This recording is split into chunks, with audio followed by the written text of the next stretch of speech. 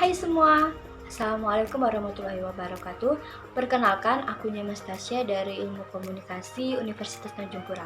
Jadi di video kali ini aku bakal ngasih sedikit pemahaman aku mengenai teori komunikasi. Jadi aku akan memaparkan 25 teori komunikasi. Jadi langsung aja. Yang pertama ada teori komunikasi Laswell. Nah, sesuai dengan nama teorinya ini, pencetus atau penciptanya itu bernama Laswell, yaitu Harold Laswell pada tahun 1948. Teori Laswell ini dianggap teori yang paling sederhana dan modelnya itu mudah dimengerti oleh banyak orang. Jadi modelnya itu siapa, mengatakan apa, dengan media apa, kepada siapa, dan dengan efek apa.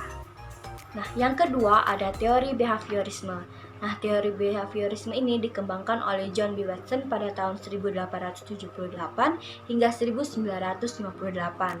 Nah, teori ini tuh mencakup semua perilaku hingga balasan atau respon terhadap stimulus atau rangsangan. Jadi, jika rangsangan yang telah diterima oleh seseorang, maka respon yang diberikan juga dapat diprediksi oleh orang tersebut. Yang ketiga ada komunikasi humanisme. Komunikasi humanisme ini dikemukakan oleh Ensinel. Jadi teori ini tuh lebih menekankan kepada pembagian pengawasan atau tanggung jawab antar peserta didik, sehingga peserta didik nantinya akan diharapkan dapat mampu menerapkannya dalam lingkungan, kawasan, ataupun kehidupan bermasyarakat. Yang keempat ada teori informatif. Teori informatif ini dikemukakan oleh Shannon dan juga Weaver. Jadi isi teori ini adalah menitikberatkan kepada komunikasi sebagai transmisi pesan dan bagaimana transmitter menggunakan media dalam berkomunikasi. Jika media yang digunakan baik, maka komunikasi juga akan berjalan dengan baik. Begitupun sebaliknya. Yang kelima ada uses dan gratification, artinya pengguna dan kepuasan, yang dikemukakan oleh Blumer dan juga Coates. Jadi teori itu mengemukakan bahwa pengguna media massa dikatakan sebagai pihak paling utama dalam sebuah proses komunikasi. Yang keenam ada teori agenda setting. Nah, teori agenda setting ini merupakan teori yang banyak digemari atau diminati oleh mahasiswa komunikasi ya, termasuk saya.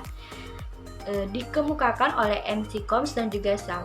Teori ini tuh beranggapan bahwa jika suatu media menekankan sebuah peristiwa, maka masyarakat akan menganggap peristiwa itu penting.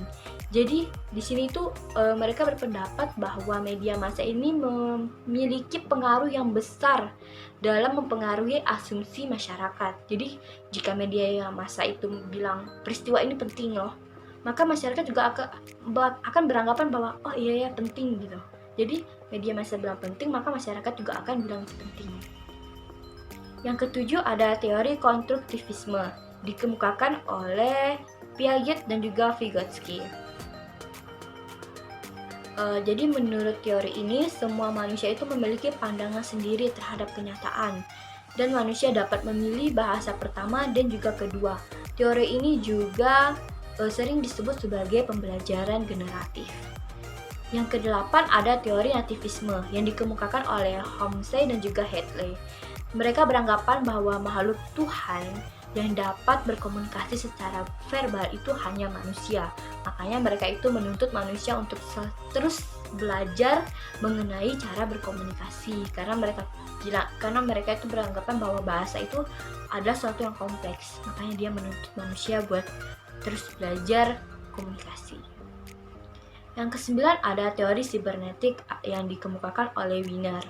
Nah, teori sibernetik ini merupakan suatu sistem pengontrol yang didasarkan pada komunikasi antar sistem dan lingkungannya dan juga sistem itu sendiri. Yang ke-10 ada teori kognitivisme. Teori ini tuh mengedepankan proses belajar dibandingkan hasil proses itu sendiri. Yang ke-12 ada teori trial dan error. Nah, teori itu menjelaskan bahwa apabila organisme bertemu dengan situasi yang baru, maka ia akan cenderung melakukan tindakan yang bersifat coba-coba. Lalu jika ia menemukan situasi yang sama seperti yang tadi, maka mereka akan melakukan tindakan yang sama seperti situasi yang tadi. Jadi saat dia menemukan situasi baru, maka dia akan bertindak secara coba-coba. Ternyata tindakan ini pas dengan situasi ini, maka ketika dia bertemu dengan situasi ini lagi, maka ia akan bertindak seperti yang tadi lagi. Yang ke-13 ada teori kultivasi, dikemukakan oleh George Gardner. Nah, teori ini tuh berpendapat bahwa media massa memiliki efek yang bersifat kumulatif dan lebih berdampak pada tataran sosial budaya dalam masyarakat daripada personal seseorang. Jadi kayak aku beri contoh ya, misalnya ada sebuah kasus pembulian nih. Nah, masyarakat tuh akan mikir bahwa kasus itu tuh karena adanya masalah sosial. Jadi si pembuli itu kayak masyarakat tuh akan bilang kalau si pembuli itu tuh melakukan hal seperti itu karena sering nonton TV atau sinetron. Padahal kan belum tentu, bisa aja si pembuli itu tuh melakukan hal seperti itu karena atas personalitinya sendiri atau sifat yang ia miliki. Yang ke-14 ada spiral of silence atau spiral keheningan, dikemukakan oleh Elizabeth Nolly dan juga Neumann. Nah, teori ini tuh mengungkapkan bagaimana terbentuknya pendapat umum dalam masyarakat yang ditentukan oleh proses saling mempengaruhi satu sama lain. Nah, yang ke-15 ada teori norma dan budaya. Teori ini tuh beranjak pada pengaruh media massa yang kuat mengenai suatu hal. Nah, saking kuatnya media massa ini dapat mempengaruhi sistem norma dan budaya yang ada di masyarakat. Jadi dia itu bisa mengubah norma yang sudah ada, bahkan bisa membuat norma baru di dalam masyarakat. Lalu yang ke-16 ada teori belajar sosial. Nah, teori ini mengungkapkan bahwa perilaku manusia dalam konteks sebuah interaksi tingkah laku terdapat hubungan timbal balik yang saling berkesinambungan. Nah, teori belajar sosial ini memiliki 4 tahap. Yang pertama itu terjadi atas adanya perhatian individu. Yang kedua, belajar sosial melalui ingatan. Yang ketiga, proses sosial melalui tindakan. Dan yang keempat, atas dasar motivasi dari masing-masing individu. Yang ke-17 ada teori komunikasi administrasi. Nah, teori ini tuh mengungkapkan proses penyampaian pesan yang dilakukan secara timbal balik antar anggota organisasi. Jadi, teori ini tuh bertujuan agar mempersolid hubungan yang terjadi di suatu organisasi. Jadi ketika organisasi itu udah solid, maka tujuan dari organisasi itu akan dapat tercapai. Yang ke-18 ada teori dependensi efek komunikasi massa.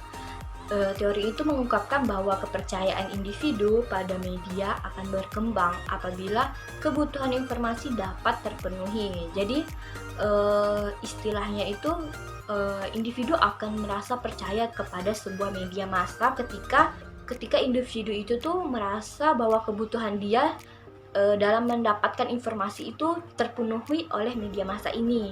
Makanya individu itu akan terus menonton atau memperhatikan atau merasa percaya kepada media massa tersebut. Yang ke-20 ada teori biokrasi. Teori itu dikemukakan oleh Max Weber. Teori ini tuh ditujukan kepada organisasi.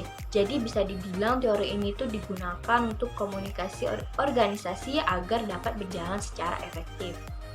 Yang ke-21 ada teori pengharapan nilai. Tujuan teori ini untuk mengetahui pengaruh pengguna media terhadap massa dinilai dengan kepentingan penggunanya. Yang ke-22 ada teori standpoint atau sikap yang dikemukakan oleh Harding dan Wood. Mereka berpendapat bahwa cara terbaik untuk mengetahui keadaan dunia dimulai dari sikap atau sudut pandang wanita. Yang ke-23 ada komunikasi 2 tahap. Nah, teori itu menjelaskan bahwa proses stimulus bekerja dan menghasilkan efek ke media massa. Lalu yang ke-24 ada teori analisis transaksional. Teori ini tuh dikemukakan oleh Eric Berne pada tahun 1960. Jadi teori ini tuh menggunakan pendekatan psikoterapi. Teori ini digunakan untuk mengetahui bentuk dan isi pesan yang tersampaikan dalam suatu komunikasi. Lalu yang terakhir atau yang ke-25 ada teori difusi inovasi.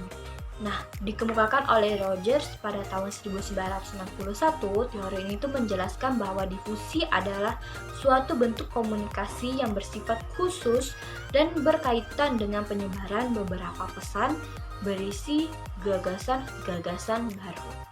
Itu tadi 25 teori komunikasi yang dapat saya sampaikan. Semoga video ini dapat bermanfaat dan bisa menambah ilmu teman-teman sekalian. Sekian dari saya. Assalamualaikum warahmatullahi wabarakatuh. Sampai jumpa.